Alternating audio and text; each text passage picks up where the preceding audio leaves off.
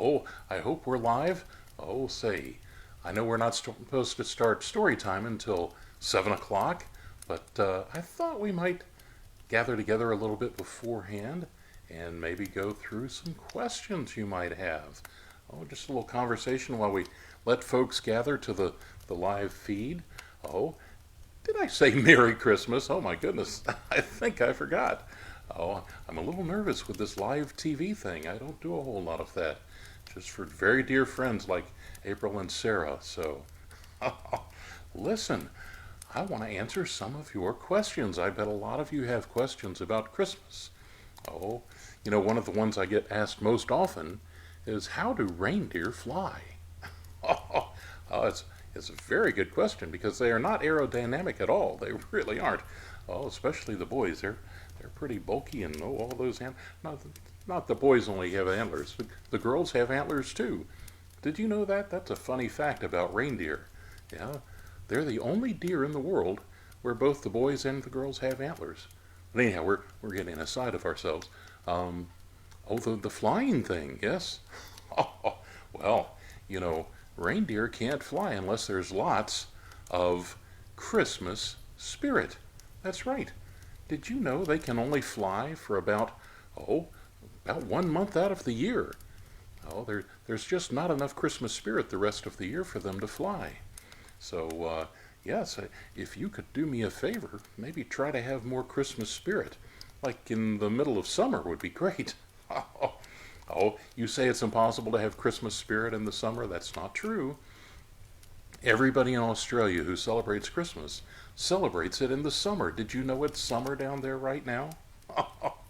Anyhow, yeah, that would be great. That would possibly get a few more days out of the flight year for our Santa or for our reindeer. Our reindeer love flying.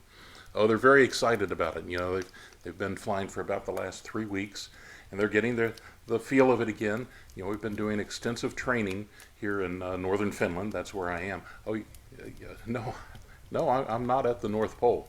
No, I'm at the Reindeer Ranch. Reindeer are originally from Finland, and so that's where we built the ranch. Yes, indeed. And I bet you didn't know this. We've got over 2,000 flying reindeer. Yeah, the entire world's population of flying reindeer. They're originally from right here in Finland. So this is where we built the ranch so that they would be comfortable.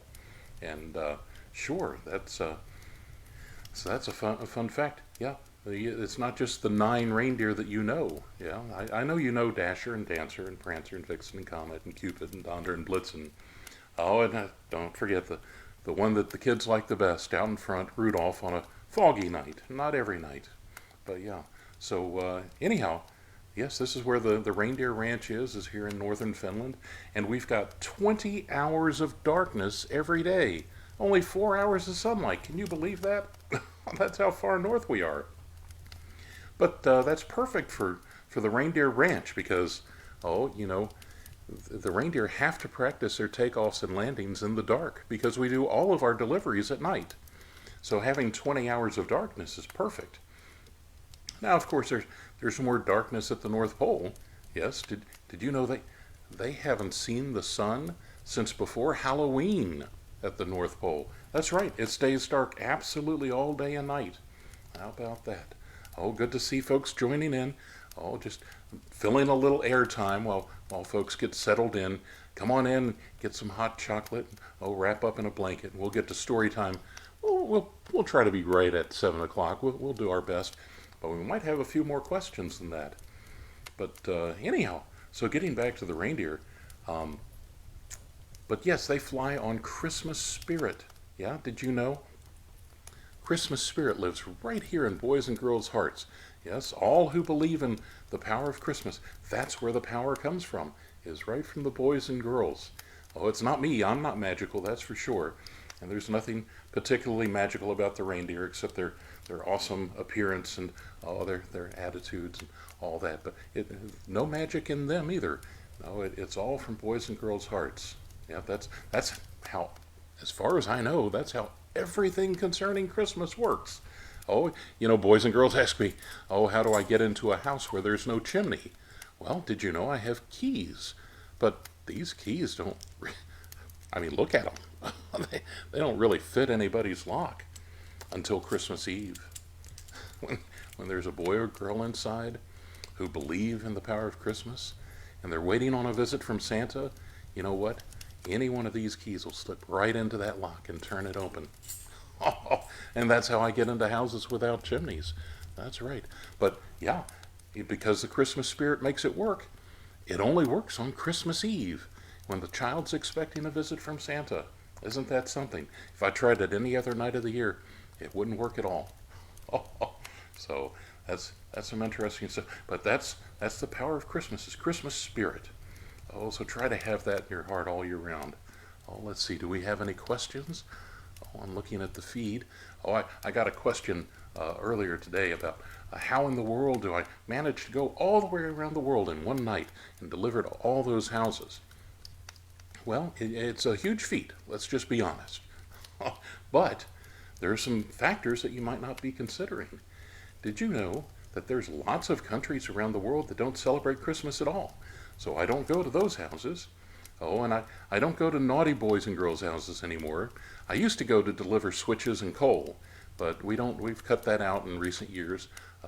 There was some concern from ACLU or something like that, so we just cut that out, and we just go to the nice boys and girls, the ones who are getting presents, and of course the ones who are going to leave me milk and cookies. Yeah, but we'll get back to that later. Anyhow, so that takes care of a lot of the people of the world. Yeah, we don't need to visit their house.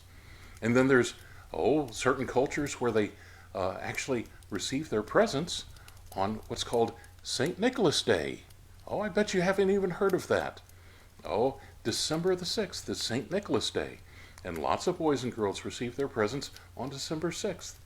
And then there's a whole other group of boys and girls, a whole different tradition, where they receive their presents on the 12th day of Christmas, which is January 7th or 6th. January 6th. I can't believe I got that wrong. Oh, but yes. Oh, so that's another whole large group of people who don't receive their presents on Christmas Eve. Oh, so that cuts down the number again. And of course, there's places where I've got helpers who take the presents. Yeah, like up in the Norse countries, they've got Julenissen, and we've got La Befana, and the three wise men. All of those deliver presents to large groups of people, and that's again more kids' houses that I don't have to go to on Christmas Eve particularly. Oh, and did you know this? When you start on one side of the world and you're chasing the sun around the world, you actually go through 36 hours of darkness. If you start right at astronomical dark in what's called Kiribati, that's a little tiny island just this side of the international date line. Its nickname is Christmas Island. Isn't that wonderful? But yeah, little Kiribati is the first place I deliver, just as it gets to astronomical darkness. Yeah, and then we follow and work our way around the world. As the sun sets, we go in as quick as possible and deliver as many presents as we can, and then we work our way around. And by the time we get all the way done to the other side, up in the Aleutian Islands, there's this one little island called Unalaska, Alaska. Isn't that funny? Oh, how can it be Alaskan if it's Unalaska? I don't know. But that's the last place that we deliver. And that's very convenient on the way back to the North Pole. So anyhow, but yes, 36 hours of delivery as we go around. Yeah, so that more than just one night. Yeah, and the big answer, the real answer to your question is, the bottom line is I don't really know, because it seems to me like that one night takes at least a year, maybe two worth of my time. But for you, I understand it only seems like 36 hours. And I'm not sure what else to attribute that to other than the Christmas spirit. And I don't know if it's magic or a miracle or whatever, but I'm very grateful for it. And I enjoy the task. And it gets tiring, but it's so worth it. So anyhow. I don't see any other questions coming through. And it's after 7 o'clock, so maybe I should just go to my story. Would you like to hear a story? Yes. Oh, it's my own special twist on 'Twas the Night Before Christmas. Yeah? Oh, well, let's get started, shall we?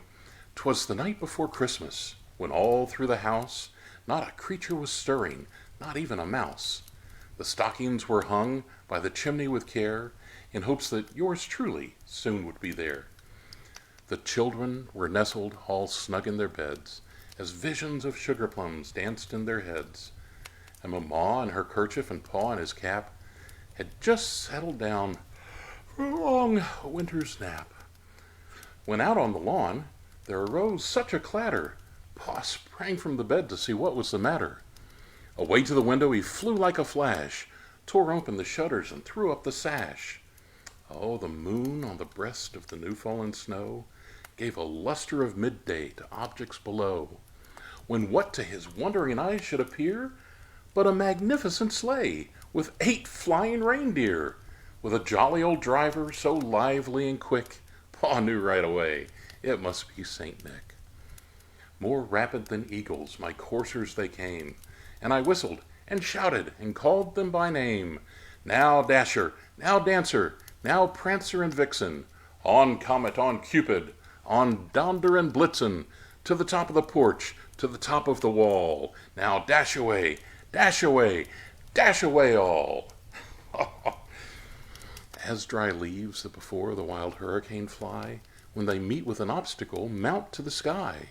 And so, to the housetop my coursers they flew, with a sleigh full of toys, and yours truly too.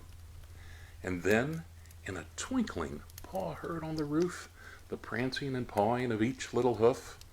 As he drew in his head and was turning around, down the chimney I came, thump, with a bound. Oh, I was dressed all in fur from my head to my foot, my clothes a bit tarnished with ashes and soot.